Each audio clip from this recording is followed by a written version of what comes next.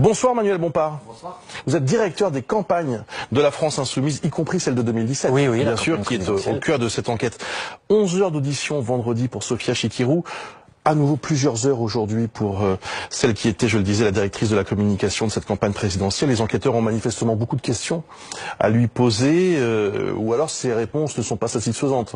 Non, je pense qu'une campagne présidentielle comme la nôtre, c'est une campagne présidentielle qui a duré 12 mois. Donc c'est une campagne longue, avec beaucoup de choses qui ont été faites dans cette campagne. Et nous, on a choisi de se rendre à ces auditions. On n'en était pas obligés, contraints, parce qu'on n'a rien à cacher. Parce qu'on souhaite que toute la vérité soit faite sur cette affaire et que nous soyons enfin définitivement débarrassés de cette histoire, qui est une histoire politique, une instrumentalisation politique de la police et de la justice, et on ne peut pas l'accepter. Et nous avons choisi nous-mêmes d'aller dans ces auditions, nous n'avons rien à cacher encore une fois, et nous répondons point par point, à toutes les allégations qui sont proférées à notre égard. Point par point, par exemple, y a-t-il des surfacturations? Non, il n'y en a aucune.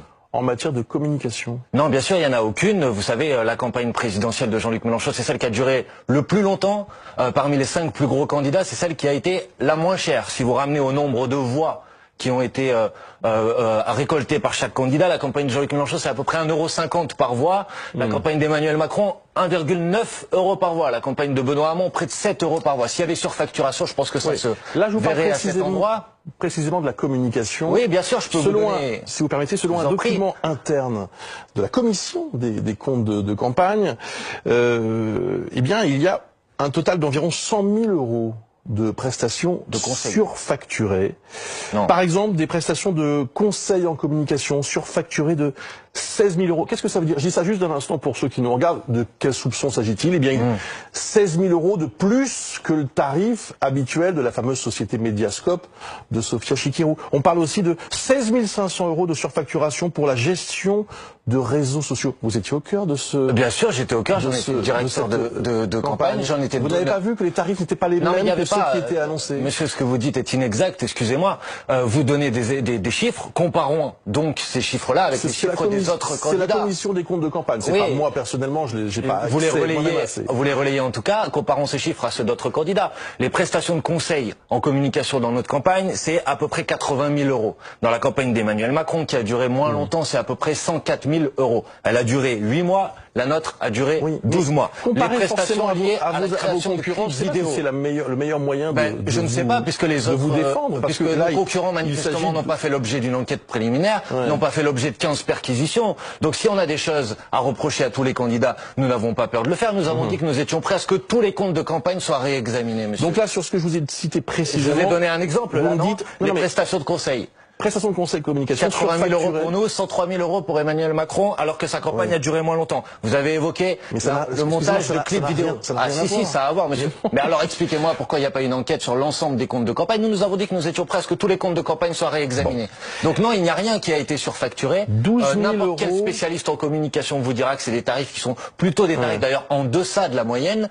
Et donc, bien sûr, nous sommes... Donc c'est sous-facturé, ce n'est pas sous-facturé, bien sûr. Vous savez pourquoi c'est pas sous-facturé? Parce que à chaque étape du processus, nous sommes allés rencontrer la Commission nationale des comptes de campagne et nous leur avons dit voilà où nous en sommes. Voilà, et à chaque fois la Commission des comptes de campagne a validé tout ça. C'est elle qui a retoqué. Non, elle n'a rien retoqué, monsieur, elle a validé nos comptes de campagne. Elle a validé vos comptes de campagne. L'ensemble de nos comptes de campagne. Et ensuite, vous le savez très bien, a fait un signalement au parquet. Oui, bien sûr. En retoquant. Et je ne sais pas pourquoi d'ailleurs. Pour plus de 400 000 € au total.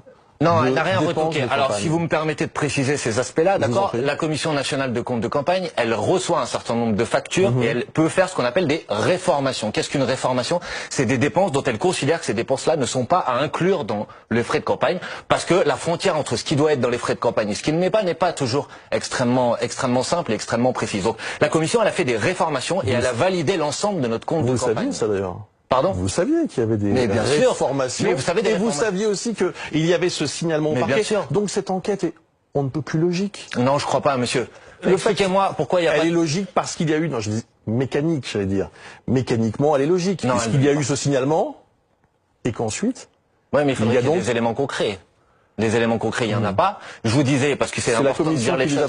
C'est important. Non, ce n'est pas. Il y a un rapporteur de cette commission qui est Monsieur De Chalvron, qui est d'ailleurs sous l'objet d'une plainte pour diffamation, qui est une personne qui est un ancien directeur de cabinet d'un ministre socialiste, qui manifestement n'est pas objectif dans cette histoire et qui a décidé, pour une raison que j'ignore, de se faire la France insoumise de cette affaire. Sauf que la France insoumise, elle est extrêmement claire, extrêmement honnête.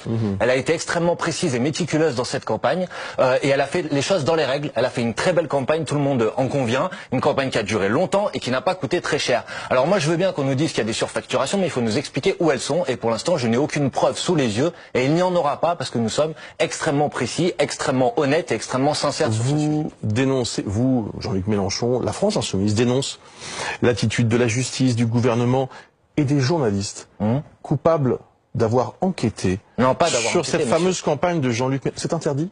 Non, bien sûr que non, mais il y a des choses qui sont interdites par contre. Qu'est-ce qui est interdit ? Par exemple, il y a quelque chose, vous savez, il y a une charte des journalistes, je ne sais pas si vous êtes au courant, qui dit qu'on doit respecter la vie privée.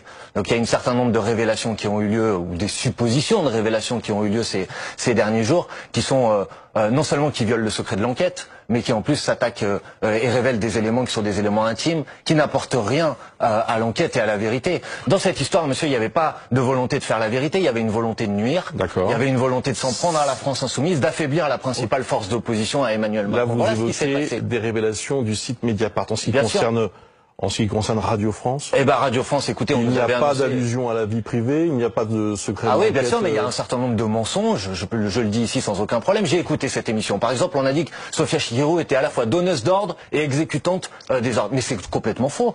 Les personnes qui donnaient les ordres dans une campagne électorale, c'était Jean-Luc Mélenchon en tant que candidat, moi-même en tant que directeur de campagne. Donc ce qui a été dit est un mensonge. Quel droit nous avons et quelle possibilité démocratique nous avons aujourd'hui pour faire rectifier ces éléments ? La possibilité déjà d'être présent en permanence sur les plateaux de radio et télévision depuis quelques jours, et c'est bien normal d'ailleurs, puisque vous êtes nous apportons bien sûr, nous vous donnons la possibilité de vous exprimer.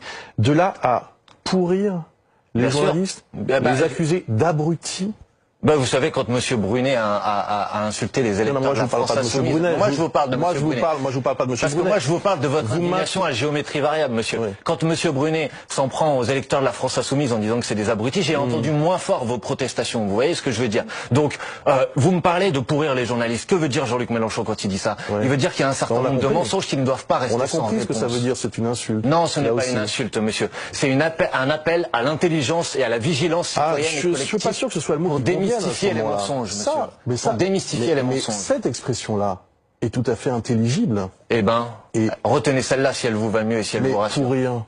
Mais pourrir, ça veut dire aller faire le travail de désintoxication. C'est un appel à l'insulte, à l'agression? Non, non, pas du tout, monsieur. C'est un appel à l'argument et au contre-argument par rapport. Mais bien sûr que c'est ça que nous faisons. Mais monsieur, si vous voulez qu'il y ait une ambiance cordiale entre nous et la France insoumise, respectez-nous. Ne nous traitez pas et ne traitez pas l'affaire à charge, parce que pour l'instant cette affaire est traitée à charge. On parle d'irrégularité, personne n'a jamais utilisé. Ils ont l'air de ce qu'ils sont, c'est-à-dire des abrutis. Est-ce que vous regrettez ce terme? Non, je ne regrette rien, monsieur. Ce que je regrette, c'est que le débat. Moi, je ne souhaite pas la montée en pression, la montée en tension. Je pense qu'on peut faire les choses de manière presque 6 jours maintenant. Non, monsieur, nous n'avons pas d'autre moyen démocratique de protester contre des enquêtes et un traitement à charge de l'affaire. Voilà ce que nous faisons. Et nous disons à celles et ceux qui nous écoutent, faites le travail de démystification, faites le travail de désintoxication par rapport à tous ces mensonges qui sont envoyés. Voilà ce vous avez tout à fait le droit d'être opposé à ce qu'annoncent et ce qu'affirment des journalistes, évidemment. Oui, mais ils ont un devoir. Pourquoi les insulter? Mais personne ne les a insultés, monsieur. Abruti? C'est un mot.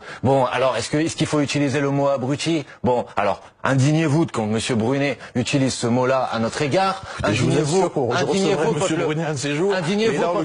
en communication, monsieur, indignez-vous quand le conseiller en communication d'Emmanuel Macron traite les journalistes du quotidien de gros connards. Alors, traitons-nous tous d'abrutis, alors? Mais non, pas du tout. Mais trouvons une solution pour que les désaccords. Mais je sais pas ce que je suis en train de vous dire. Regardez, écoutez-moi. Et je pense qu'il faut qu'il y ait des outils démocratiques pour permettre de traiter ça. Nous, on a proposé une charte de déontologie. On a proposé un conseil de déontologie dans les médias, monsieur. Est-ce que vous êtes d'accord avec cette proposition? Un conseil de déontologie dans les médias, dans lequel vous serez présent, des citoyens seront présents, et on pourra rectifier les mensonges sans avoir besoin ni de monter en pression, ni de passer par la voie judiciaire. Voilà, c'est une proposition intelligente, non? Donnez votre avis, dites-moi. Qu'est-ce que vous en pensez? Mon avis n'intéresse personne. On n'a pas besoin d'une exacerbation du débat. Ce soir, dans sa vidéo, Jean-Luc Mélenchon dit il va y avoir des rebondissements Oui, il y aura Ce soir, il dit ça sur Facebook. Il y aura des rebondissements politiques, il y aura des rebondissements judiciaires. On prépare, on l'a annoncé. Notamment le fait que nous avons demandé que la procureure générale qui a pris parti dans le dossier soit dessaisie. La procureure générale qui n'a rien fait contre la violation du secret de l'enquête, c'est sous sa responsabilité que ça a été fait, soit dessaisie. Que nous demandons à que les perquisitions qui ont eu lieu soient annulées parce qu'elles ne se sont pas faites dans les règles qui sont les règles les plus élémentaires. Une perquisition, vous avez le droit d'assister, vous avez le droit de connaître les pièces qui ont été récupérées. Ça n'a pas été le cas. Vous savez ce que dit, je ne vais pas le répéter pour la 15e fois, mais dites-moi. On dit que vous avez été prévenu, que vous étiez là, que vous n'avez pas...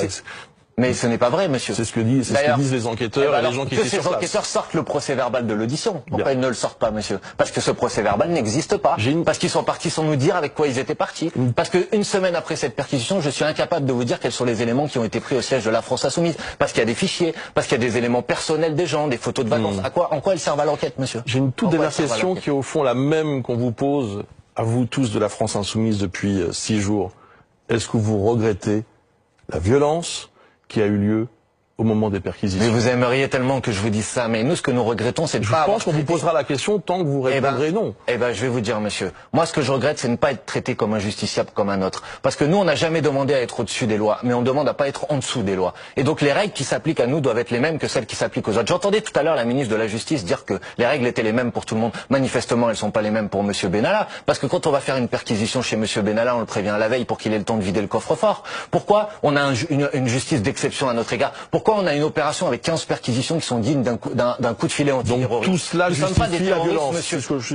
Non, monsieur. Mais quand vous posez la question. Non, moi je demande juste oui ou non. Respecter nos droits. Voilà. Très bien. Donc vous ne regrettez pas cette violence? Non, je pense que nous étions dans notre bon droit, mais la violence, quoi? Moi, je regrette toujours quand il y a des montées en pression et des montées en tension, monsieur. Mais si vous voulez que ça ne se produise pas, vous devez nous traiter comme les gens comme les autres. Nous sommes pas d'accord. Bien sûr, vous pouvez pas compter sur nous pour nous laisser marcher sur les pieds sans réagir, pour nous écraser la tête dans le sable sans réagir. Ça, on le fera pas, monsieur. On le fera pas. On baissera pas la tête et on baissera pas les yeux, parce qu'on a des droits et on les fera appliquer, on les fera respecter. Manuel Bompard, directeur des campagnes de la France Insoumise, invité de Grand Angle ce soir. Merci à vous. Merci.